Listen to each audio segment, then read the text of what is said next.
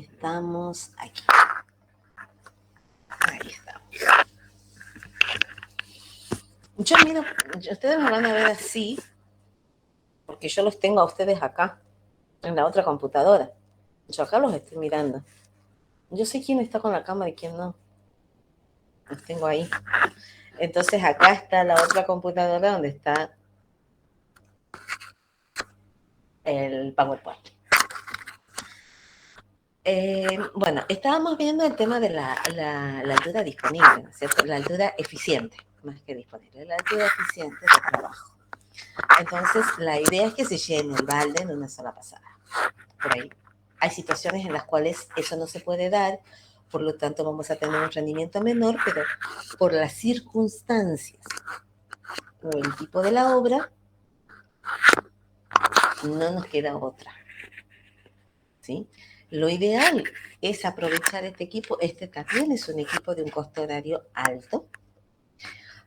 Y aquí viene un tema que me olvidé también de mencionarles. La idea es que el camión, que tiene un costo horario más bajo, mucho más bajo que el de la excavadora, sea el equipo que espere.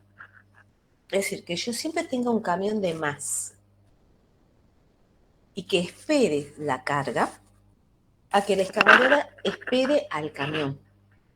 Porque tengo un equipo de un costo horario alto, la excavadora, parada, sin hacer nada en ese tiempo, esperando que se ubique el camión. Entonces no me conviene. No me conviene que sea el equipo de menor costo horario el que esté parado esperando. En este caso, en esta combinación de equipos que tenemos acá, es el camión. Entonces, siempre cuando calculo la cantidad de camiones, le sumo 1 o 2 camiones. ¿Y por qué le sumo 1 o 2 camiones? Porque puede suceder, lo ideal es sumarle 1. Entonces, yo siempre sé que siempre voy a tener un camión esperando la carga. ¿Por qué le sumo 2? Porque puede ser que algún camión sufra un desperfecto. Y hasta que pueda conseguir un camión que lo reemplace, yo sigo trabajando con la misma eficiencia. Sigo trabajando sin que la excavadora pare. La excavadora está trabajando permanentemente. Ah, va del collar. El micrófono, por eso es. Ahí está. Ahí está. Entonces, eso es fundamental. Fundamental es el tema de tener los camiones que siempre esperen a la excavadora y no que la excavadora espere a los camiones. Bueno, en cuanto... perdón, es en esta. Ahí está. Bueno, la eficiencia. Acá van a haber un montón de factores. En realidad ustedes tienen que analizar su situación. Yo les pongo a título informativo. Nunca he estado de acuerdo en que memoricen una fórmula de rendimiento. Ni que me la den a la fórmula 7 de memoria en el examen, sino que me digan el concepto. Porque si no, ustedes tienen así un montón. ¿Y qué significa cada cosa? Y no sé. No, no es así. La idea es que este rendimiento tiene que ver con el volumen de excavación que voy a realizar en el tiempo del ciclo. Y esto tiene que ver con el volumen del cucharón que yo tengo. ¿Sí? ¿Qué volumen de material voy a cargar en ese cucharón? Y ahí tenemos, no tengamos en cuenta este todavía, lo saquemos por ahora. Y ahí vamos a tener en cuenta, por un lado, el factor de colmado. Porque el cucharón puede estar con un copete, o puede estar a ras, o puede estar por debajo. Dependiendo del tipo de material, del grado de cohesión, si es un material con cohesión o sin cohesión. Y después vamos a tener un factor que va a tener en cuenta que el material está suelto. Que el material que nosotros cargamos en ese balde va a estar suelto. Entonces va a tener un porcentaje de vacíos, ¿sí? Que también lo tengo que tener en cuenta. Entonces, ese sería el rendimiento teórico. Nosotros le agregamos a este rendimiento el valor E, y en realidad se lo agregamos a todos los rendimientos.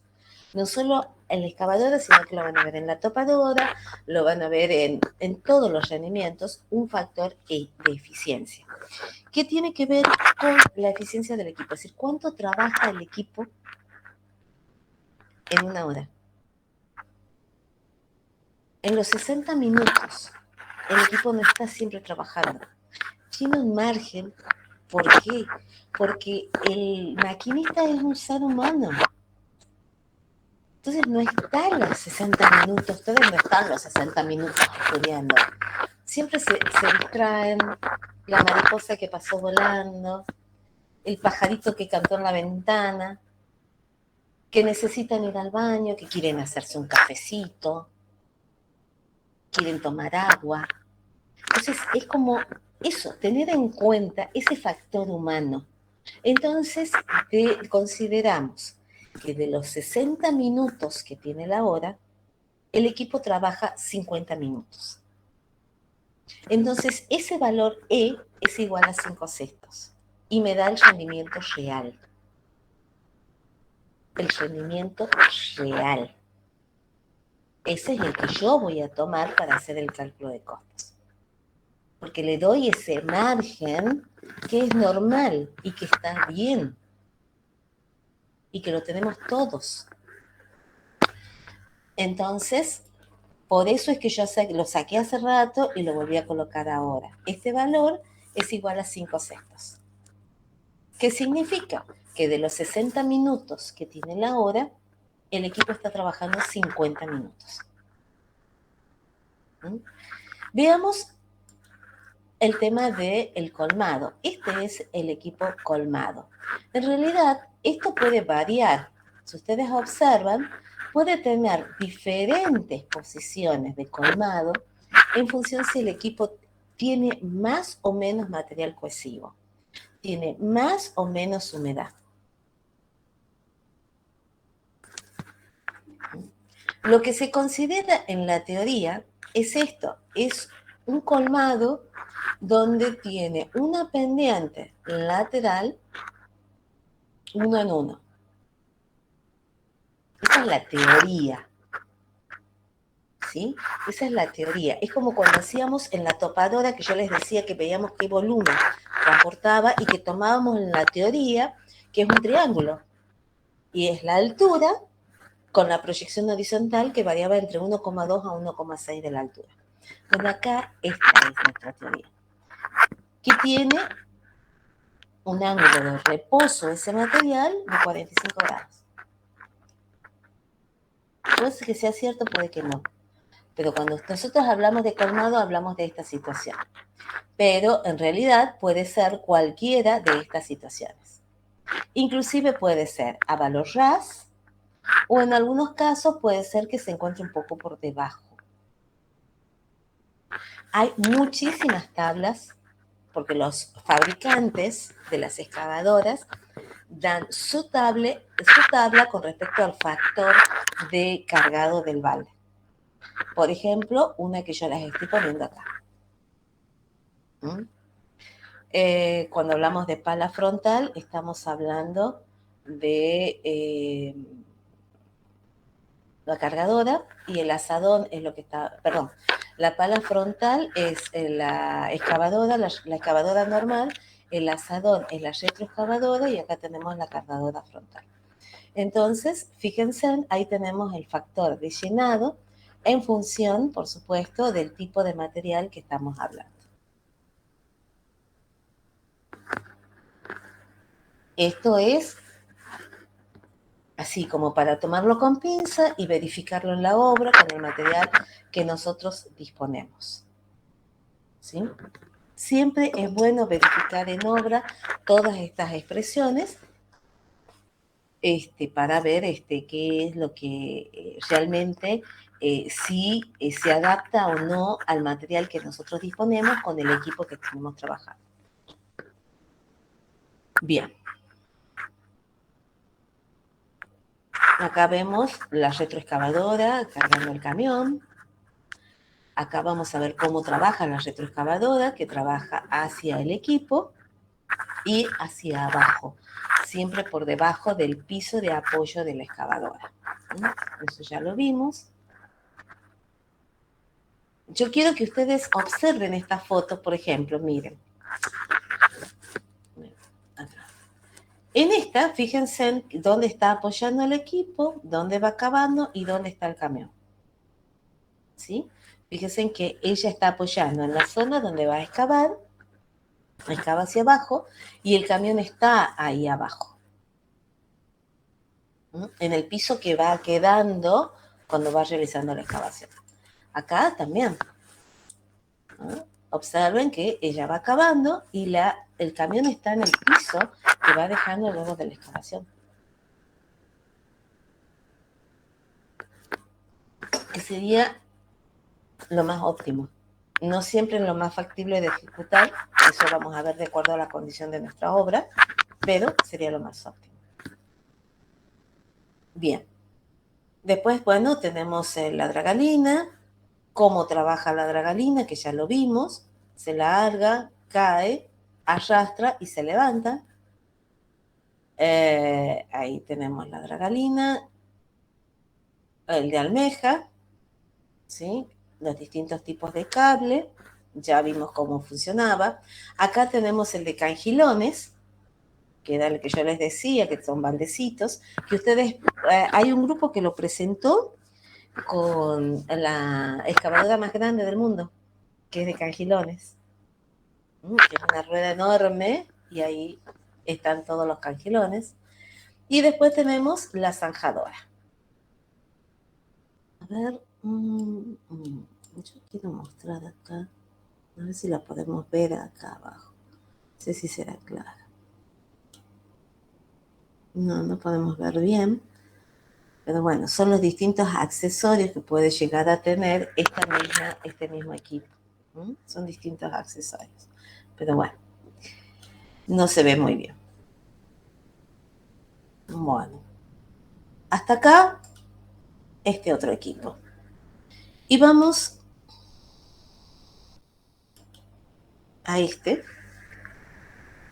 Este es el que más versátil, el que hace más tareas en forma independiente. ¿Por qué? Porque tenemos las motopalas y las palas de arrastre. Las motopalas y las palas de arrastre son los equipos que dentro de su ciclo de trabajo excavan, cargan, transportan, descargan, distribuyen. Miren todas las tareas que está haciendo. Excavando, cargando, transportando, descargando y distribuyendo. Pero es muy importante organizarnos con el equipo. ¿Cómo nos vamos a organizar con el equipo? ¿Cómo vamos a trabajar con este equipo para que sea lo más eficiente posible? Y yo me voy a venir un poquito más abajo y voy a abrirlo un poco más para que lo veamos. Entonces, por ejemplo, que nosotros tengamos esta situación que está acá. Esta situación en la cual tenemos una zona que hay que excavar, que es esta zona que está más elevada, y tenemos que descargar acá y acá. Entonces la idea es hacer ciclos de trabajo para que el equipo siempre esté trabajando, siempre. ¿Sí? Entonces, porque una forma de trabajar, fíjense, es que yo cargue el material acá, lo descargue y vuelva a subir, vuelva a cargar, descargue, y otro ciclo independiente acá. Descarga, descarga, vuelve a subir, carga. Descarga y vuelve a subir. Esto sería lo que está acá. Los ciclos individuales están marcados acá. Pero hay unos ciclos que son combinados y que la verdad nos puede ser muy útil. ¿Cómo haríamos? Cargamos, descargamos, subo, cargo, descargo, subo, cargo, descargo y voy haciendo un ciclo continuo. y voy aprovechando al máximo el equipo. Esto lo podemos ver mejor acá, en esta otra situación. Fíjense que en esta otra situación nosotros tenemos esta zona para cargar, ¿no es cierto? Cavar, esta es la parte más alta, y acá es donde nosotros tenemos que descargar.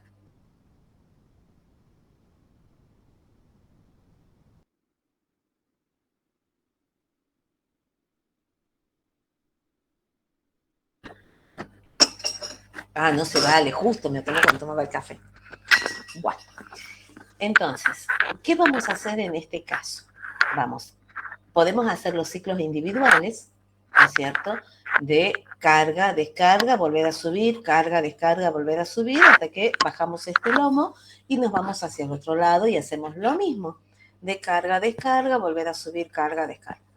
Pero podríamos hacer este trabajo combinado. De carga, descarga, subo, carga, descarga, subo, carga, descarga y así sucesivamente. Entonces, la idea es ver qué forma, con qué esquema de trabajo podemos utilizar nosotros para ser más eficiente, para que tenga un mejor rendimiento, para que hagamos la mayor cantidad de tareas en el menor tiempo posible. ¿Sí? Esto lo podemos hacer con estos equipos, tanto la pala de arrastre como la motopala. En la figura 3 que ustedes ven abajo es un trabajo ya mucho más de más frentes de trabajo, que lo podemos ir relacionando uno con el otro y vamos permanentemente haciendo. De cargar, descargar, subir, descargar, descargar, siempre en el mismo sentido hasta que llegamos al final y después volvemos y hacemos al inverso. Es decir, que la idea es siempre tratar de trabajar y de tener la máxima eficiencia. Pero no solo la eficiencia lo vamos a lograr con estos ciclos de trabajo. Sobre todo en este tipo de equipos, tanto motopala, palas de arrastre y camiones, nosotros debemos tener en cuenta las condiciones del camino por donde vamos a transitar. En primer lugar, por una cuestión de seguridad, el tema visibilidad y por lo tanto el polvo en suspensión. Eso implica que hay que regar permanentemente esas zonas. Y además tiene que estar en buenas condiciones para que circule el vehículo. No se olviden que son vehículos que van sobre neumáticos. Y tienen que estar en buenas condiciones, ser estable, ser un camino consolidado, firme, para que podamos generar en el momento del transporte hacia la zona de descarga la mayor velocidad posible. Entonces, acá seguramente vamos a necesitar, si son caminos de obra, mantenimientos permanentes con la motoniveladora. Es decir, que los caminos de obra nosotros los vamos a tener que mantener con la motoniveladora y con el camión regador, en forma permanente. Y eso no implica que sea un gasto a la tarea, sino que al contrario es una forma de aumentar la eficiencia de trabajo. Porque si nosotros hacemos que sea mucho más rápido el transporte del equipo hacia la zona de descarga y el transporte del equipo para volver a cargar, estamos haciendo más corto el tiempo del ciclo y por lo tanto mayor rendimiento. Y en el momento de la carga, sí es importante el uso de escarificadores. Es decir, sobre todo si el terreno está muy consolidado. Si el terreno está muy consolidado, entonces nos conviene utilizar los escarificadores de tal manera de soltar un poco, de roturar ese suelo y que sea mucho más fácil para cargarlo en la pala de arrastre o en la motopala. Acá en el dibujito que ustedes tienen, les está mostrando el camino sin arreglar. Tenemos una velocidad que no va a superar los 13 kilómetros por hora, por lo tanto la cantidad de material que vamos a llevar va a ser mucho menor que si el camino está arreglado y tenemos una velocidad, por ejemplo, de 22 kilómetros por hora. Es decir, que podemos circular a una velocidad mayor. En realidad ahora hasta podríamos circular hasta 30 kilómetros por hora si el camino estuviera bien arreglado para la circulación de los vehículos y no hubiera polvo en suspensión. No se olviden que el polvo en suspensión les quita visibilidad. Y cuando no llegamos a tener una buena visibilidad, tendemos a reducir la velocidad por una cuestión de seguridad. Entonces, eso es muy importante. Bueno, acá en el tema de esto les estoy haciendo una demostración de por qué nosotros trabajamos excavando en pendiente. Pendiente hacia abajo, ¿sí? Porque estamos, esto ya ustedes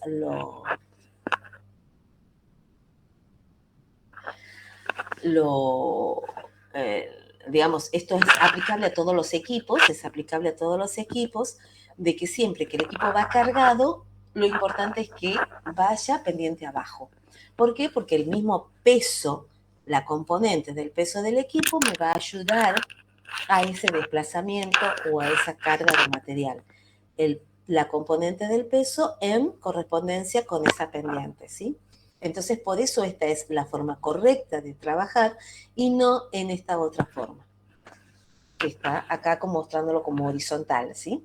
Entonces, esto es válido para todos los equipos. Si yo tengo que el camión va a tener que salir cargado de la obra, voy a buscar un camino que tenga una pendiente a favor, para que el camión vaya más rápido y vaya cargado. Y cuando vuelva descargado, sí puede ir en subida. Eso es fundamental que lo veamos y que lo tengamos en cuenta. Bien hasta acá. ¿Cómo vamos?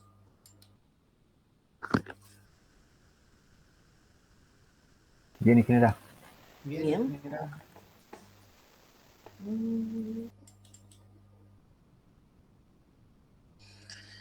Yo tengo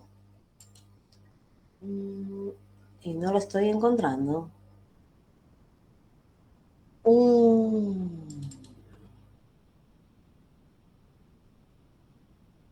Que quería pasarles y no lo estoy encontrando. No sé si está acá. Espérenme un segundito, ¿no? Para que está acá.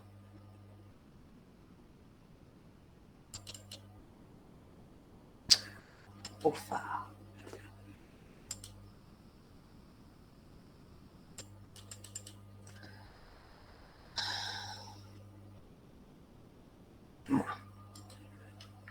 De todas maneras, se lo voy a explicar. Después cualquier cosa se lo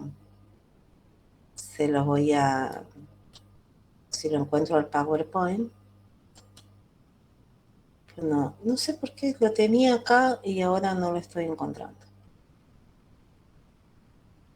Bueno. Aquí está acá.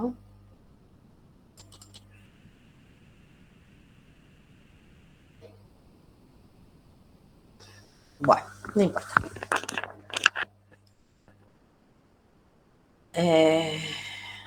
¿Cuál es el tema que yo quería compartir con ustedes? Que cuando nosotros, hasta acá hemos visto todo el tema de equipos y hemos visto cómo trabajan y cómo lo podemos organizar a los equipos dentro de la obra. Pero también tenemos que analizar en la obra los volúmenes a mover. Y tenemos que tener en cuenta que no es lo mismo el volumen a excavar que el volumen a terraplanar, ni el volumen a transportar. Entonces, a ver, vamos a... Espero no poder ser clara con la explicación.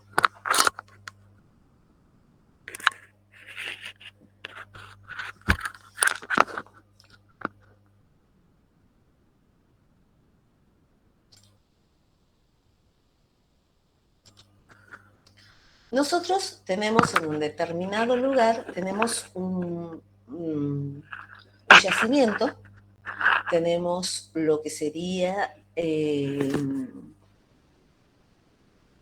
lugar donde vamos a extraer material, entonces es como el préstamo, puede ser préstamos de suelo en un terreno aledaño a la obra, o puede ser un yacimiento o una cantera que nos esté suministrando un material de mejor calidad, con algo de material granular, una base estabilizada, algo más un material que nos va a permitir, digamos, tener mayores capacidades de carga. Entonces, pero el tema es el siguiente. Nosotros normalmente vamos a encontrar, supongamos que esta sea la superficie del terreno. Esta es la superficie del terreno, este es el nivel.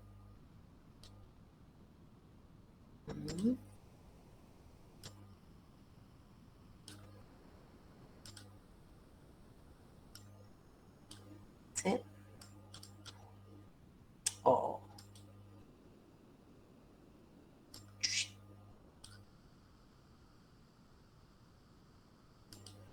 Bueno, no importa, acá lo voy a poner. Ahí es el terreno natural, ¿sí? Y nosotros tenemos que hacer acá una excavación. Una excavación que podrá tener una forma así. Vamos a darles una forma.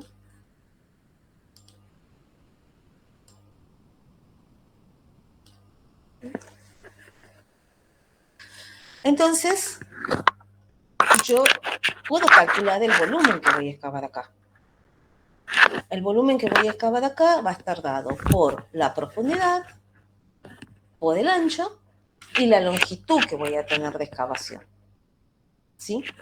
Pero acá hay que tener en cuenta que este terreno se encuentra a una determinada densidad. Normalmente nosotros a esa densidad le llamamos densidad natural. Es la que tiene el terreno. Cuando yo mido la excavación, la mido acá, en esta sección, ¿sí? Porque yo he dibujado, he tomado las cotas del terreno natural, lo dibujo y marco lo que voy a excavar. O después de excavado, veo, ¿no es cierto?, las cotas, tomo el perfil después de excavado y lo dibujo acá. Entonces lo que yo excavé es esto.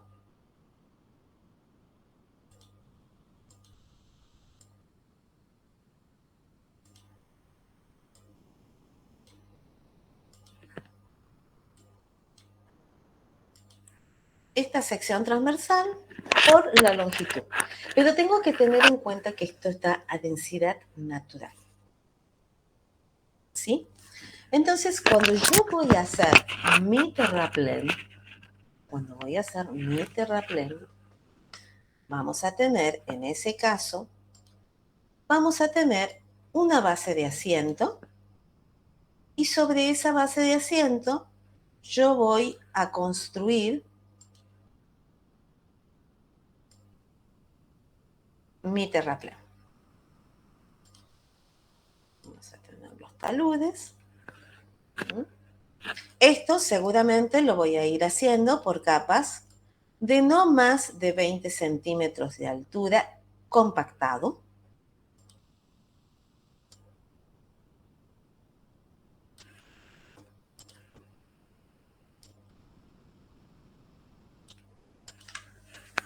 Este es mi terraplén. Este es el terraplén que yo quiero construir con este material que excavé de acá. Mi pregunta es, con 1 metro cúbico que yo excavé acá, ¿hago 1 metro cúbico de terraplén? No. No, porque no tiene la misma densidad de compactación. No tiene la misma densidad. ¿Por qué? Porque yo en el terraplén voy a tener densidad de compactación. ¿Sí? La densidad que me da la compactación que yo le dé. Yo voy a colocar el material, lo vamos a distribuir y voy a pasar un equipo para compactar. Que va a tener una cierta exigencia, que eso me da la inspección, cuál es el grado de exigencia, y lo voy a compactar.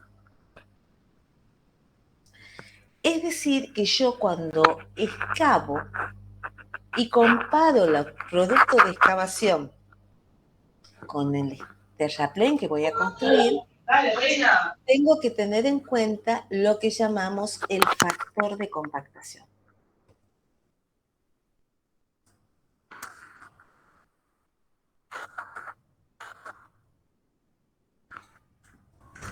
Y ese factor de compactación está dado por la relación de la densidad compactada con respecto a la densidad natural.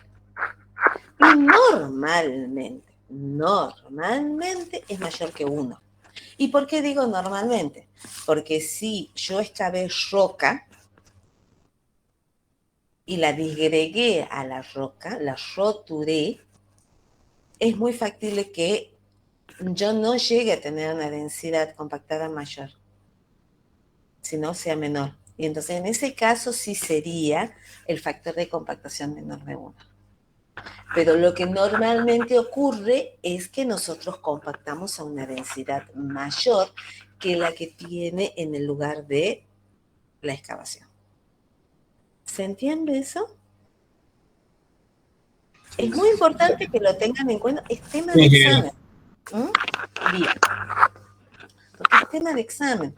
Yo muchas veces les pongo en el examen, tengo, no sé, 12.000 metros cúbicos de terraplén.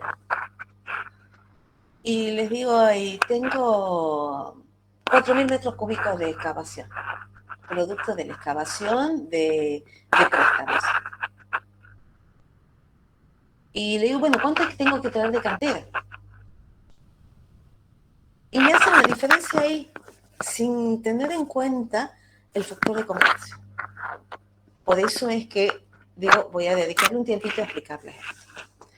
Eso por un lado. Pero cuando yo calculo el transporte, a mí no me sirve ni esta densidad, ni este material en densidad natural, ni esta en densidad compactada. Me sirve material suelto. Yo transporto material suelto. Entonces, cuando yo tengo que relacionar lo que excavo con lo que construyo terraplén, utilizo factor de compactación. Pero si yo tengo que calcular la cantidad de viajes que tengo que transportar, tengo que tener en cuenta la relación de la densidad natural con la densidad suelta. ¿Sí? Que es otro factor a tener en cuenta. Y eso me sirve para calcular la cantidad de viajes que voy a realizar. ¿He sido clara en la explicación? ¿Se entiende? Sí, ingeniera. Sí, ingeniera. Perfecto. Bueno, me alegro un montón. La clase que viene empezamos ya con la parte de pliegos. ¿Por qué? Porque yo ya lo que quiero es que ya empecemos a organizar una obra y me falta ver las exigencias que tiene la obra. Entonces,